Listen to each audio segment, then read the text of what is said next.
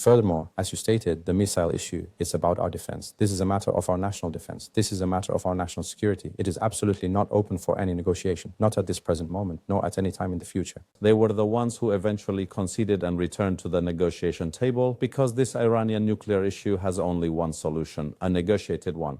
We are ready to reach an agreement that would establish trust concerning Iran's uranium enrichment. We have no issue with this, but the principle of enrichment must absolutely be accepted. And our discussions yesterday centered around these very matters. And when I say it was a good start, it means we can be confident that these negotiations will proceed in the direction I just outlined.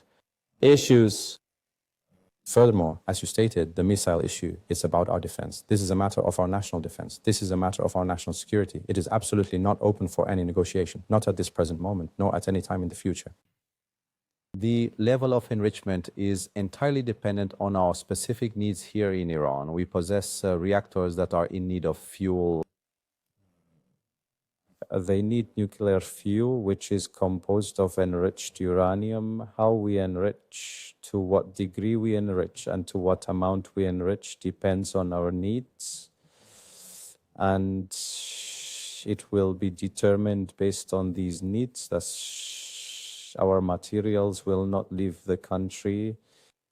If trust building is deemed necessary, we ourselves will undertake this within Iran. There are technical solutions to alleviate concerns and eliminate any danger from Iran's nuclear materials, and this work will be carried out under the full supervision of the agency. We had not left the negotiating table, so there was no need for us to return to it. It was America that bombed the negotiation table, believing that through bombing, military attacks, and terrorist operations, they could achieve their objectives. They were the ones who eventually conceded and returned to the negotiation table because this Iranian nuclear issue has only one solution, a negotiated one. Our nuclear enrichment is an absolute and undeniable certainty. It is something that must absolutely continue. They have not been able to destroy it, not even through military bombardment, because technology, by its very nature, cannot be destroyed through bombing. We are prepared to reach an agreement that can establish confidence regarding enrichment activities in Iran. We have no problem with this, but the principle of enrichment must definitely be accepted, and our negotiations yesterday revolved around these very issues.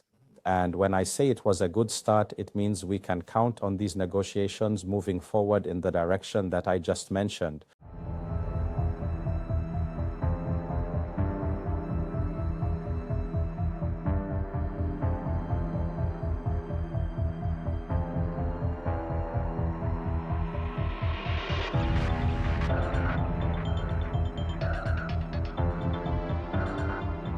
Iran has sent a stark warning to Washington. Strike us, and U.S. military bases across the Gulf will pay the price. This comes just one day after indirect nuclear talks in Oman between the U.S. and Iran concluded, talks that were described as positive but fragile. Diplomacy is on the table, but so is the threat of war. At the Al Jazeera Forum in Doha, Iranian Foreign Minister Abbas Araghchi delivered a blunt message. Iran will retaliate against U.S. bases in the region if America launches military action. We do not attack neighboring countries. We target U.S. bases located in those countries, he said.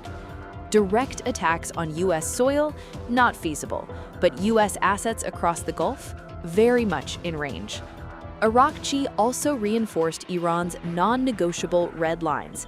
Uranium enrichment remains untouchable, ballistic missile program is off-limits, and no enriched uranium will leave Iran. These are essential to our defense and sovereignty, he stressed, rejecting long-standing U.S. demands.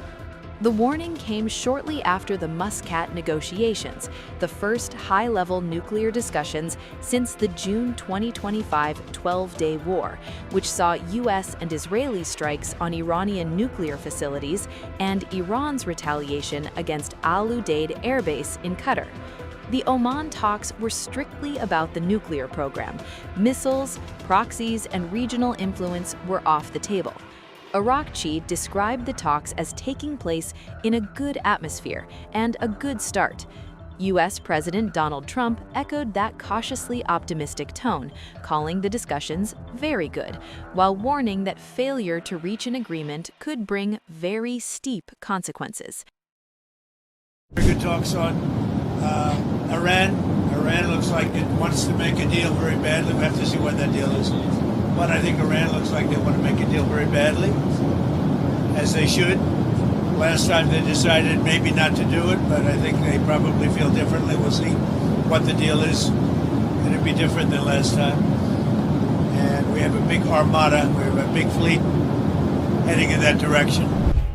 Despite diplomatic gestures, the risk of conflict remains high. The U.S. has increased its military presence in the Gulf, including carrier strike groups and additional assets. Iran has responded with missile tests and readiness demonstrations, signaling both capability and willingness to respond. The possibility of war always exists, Araghchi said. We are prepared both for war and for preventing its outbreak. Iran insists talks must happen without coercion, with sanctions relief as a core demand. The U.S. wants broader concessions, including curbs on Iran's missiles and regional proxies, which Tehran has firmly rejected. Iran says it wants dialogue, but its warning is clear. If diplomacy fails, the battlefield won't be theoretical. U.S. bases in the Gulf are within range. The coming days will test whether this fragile channel leads to progress or if miscalculation pushes the region toward another confrontation.